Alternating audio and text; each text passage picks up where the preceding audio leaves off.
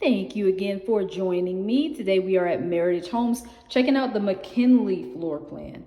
So this one is a monster of a house. It's 5 bedrooms or 4 bedrooms and an office, den, man cave, whatever you want to call it, starting with this first room here, which is off to the right of the front door.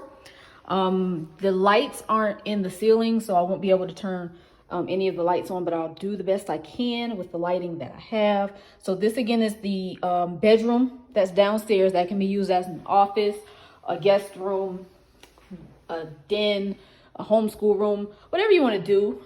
You got plenty of space in this house, so you definitely can do it. I'm in the corner of the room now, so it's kind of awkwardly shaped, meaning it's very narrow, but it's actually big. If you were to put, what would I say? Maybe a full-size bed? I'm thinking maybe a full-size bed against this window here, which would be kind of odd. You would actually have a lot of space between the end of the bed and here. So again, this is one of those, like I said, it's a room. If you don't have to use it, then you can do a ton of things with it. If you have to use it for a bedroom, it is going to be a little awkward. So just kind of keep that in mind. Not saying that it can't be done. It does have its own closet, which makes it a bedroom, but it's a little awkwardly shaped. So if nobody else told you that, I told you that today.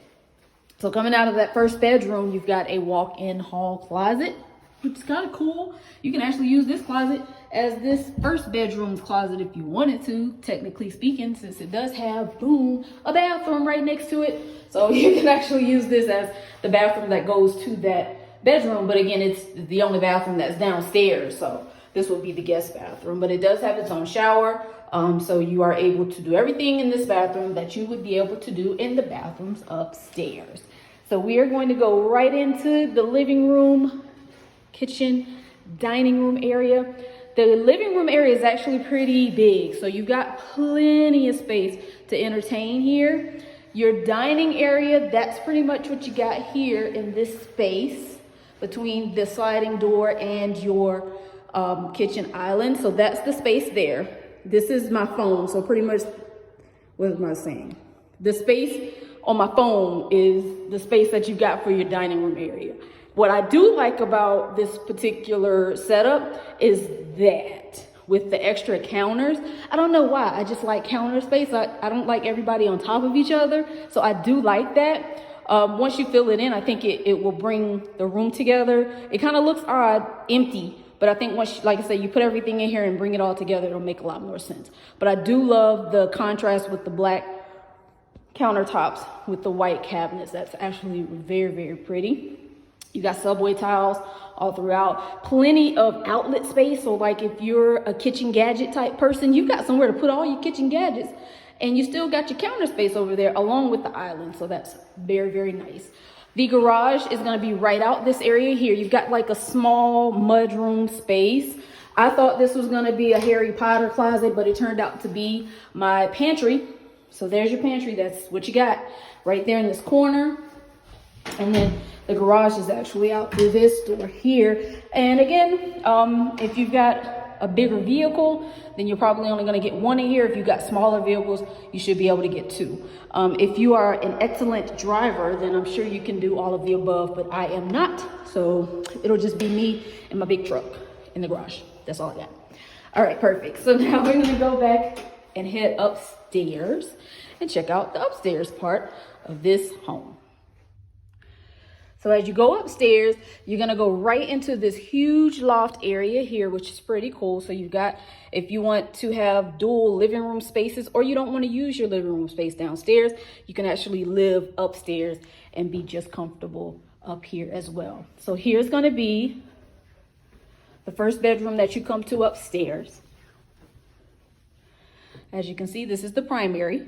It's a huge primary bedroom. Plenty of space, again, for whatever you need to do in here. I'm going to go to the corner, swing back around. I'm in the corner now.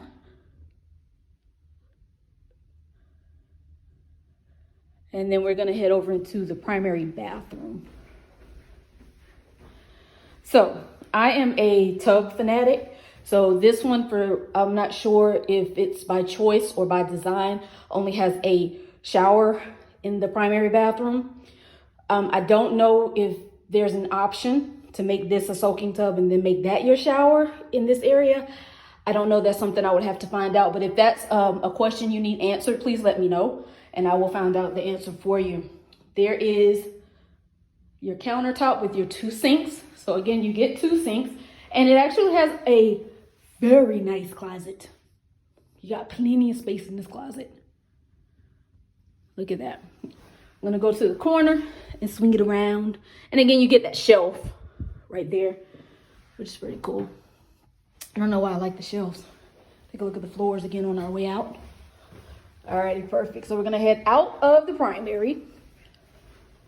So that's right there is the staircase, giving you an idea. Staircase, loft, and then around this wall here are the other bedrooms. So the other part of your family has their own side of the top level of the house, including the laundry room.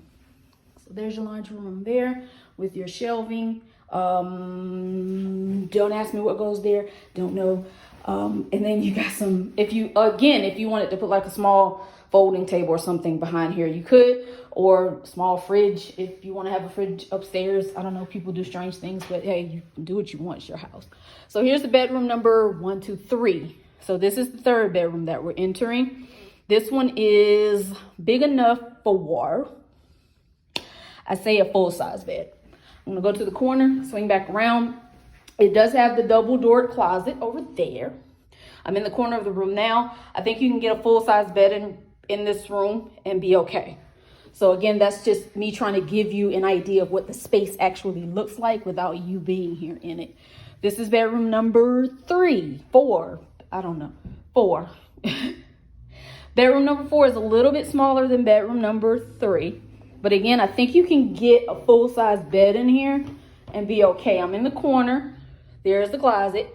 There's the door. You can, because it's identical. Now that I'm standing here, this room is identical to the room we just left, size-wise. So you can get a full-size bed in there and be okay. Here is the closet. Not the closet. The bathroom for the hallway loft here.